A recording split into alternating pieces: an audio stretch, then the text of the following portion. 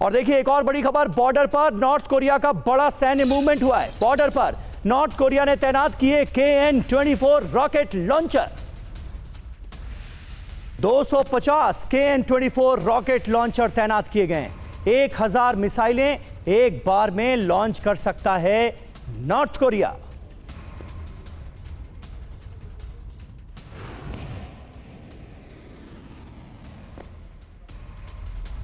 तो आखिर Kim Jong Un करने क्या वाले हैं? दरअसल नॉर्थ कोरिया जंग के लिए बड़ी तैयारी करता हुआ नजर आ रहा है। ये बड़ी खबर है, बहुत बड़ी जंग की तैयारी में है Kim Jong Un. North Korea कुछ बड़ा करने वाला है। नॉर्थ कोरिया ने बनाया अपना सबसे बड़ा वॉरशिप।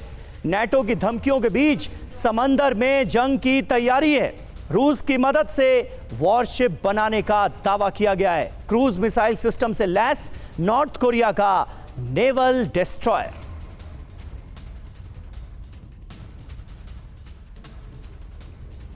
तो बड़ी जंग की तैयारी में है Kim Jong Un. North Korea ने बनाया अपना सबसे बड़ा वॉरशिप। रूस की मदद से नामफो डॉकयार्ड में वॉरशिप का निर्माण किया गया है। किम जोंग ने वॉरशिप निर्माण का निरीक्षण किया है। येलो सी से जापान सागर तक नॉर्थ कोरिया बढ़ा सकता है गश्त। जापान सागर में अमेरिकी नेवी की भारी मौजूदगी से टकराव बढ़ सकता है। कुर्स्क में सैनिक भेजे जाने से नेटो और नॉर्थ कोरिया के बीच टेंशन बहुत ज्यादा बढ़ गई है। हमने देखा राजेश कुमार जी कि किस तरह से कुर्स्क में हजारों की संख्या में नॉर्थ कोरियाई सैनिक मारे गए। नॉर्थ कोरिया और नेटो के बीच टेंशन बढ़ती नजर आ रही है। और अब नॉर्थ कोरिया की ये तैयारियां कैसे देखते हैं?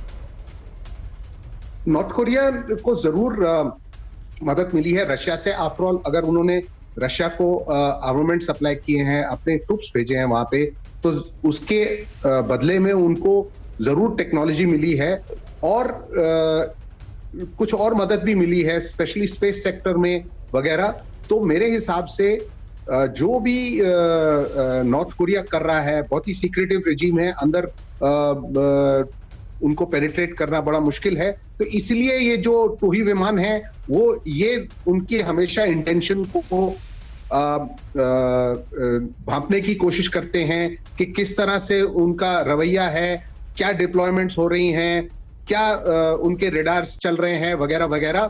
तो इन सब को देखते हुए और जिस तरह से जो टेंशन बढ़े जा रहा है चाइना और ताइवान के बीच में, तो मेरे ख्याल से चाइना और नॉर्थ कोरिया में कुछ ना कुछ एक समझौता है कि अगर ताइवान में टेंशन बढ़े और यूएस खुलकर सामने आए तो उनके लिए एक डाइवर्जनरी फ्रंट, एक और फ्रंट जो है वो शायद नॉर्थ कोरिया खोले।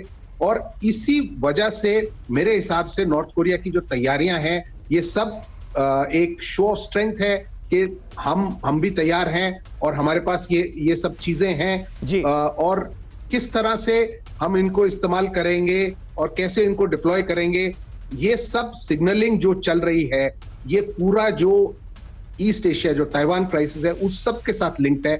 और ये जो प्रोटेस्ट चाइना की तरफ से हैं, ये एक सिंबॉलिक प्रोटेस्ट है क्योंकि टोही विमान जो है वो इंटरनेशनल वाटर्स में है। तो ऐसा कोई उन्होंने कोई रूल ब्रेक नहीं किया है, तो इसमें प्रोटेस्ट करने की क्या जरूरत है?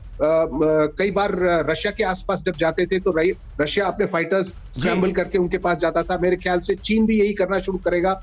लेकिन नॉर्थ कोरिया का जो बिल्कुल राजेश जी, बिल्कुल ये आपने बहुत महत्वपूर्ण बात कही। लेकिन इस बीच देखिए एक अहम खबर आ रही है। अमेरिकी अरबपति कारोबारी जॉर्ज सोरोस पर भड़की हैं जॉर्जिया मेलोनी।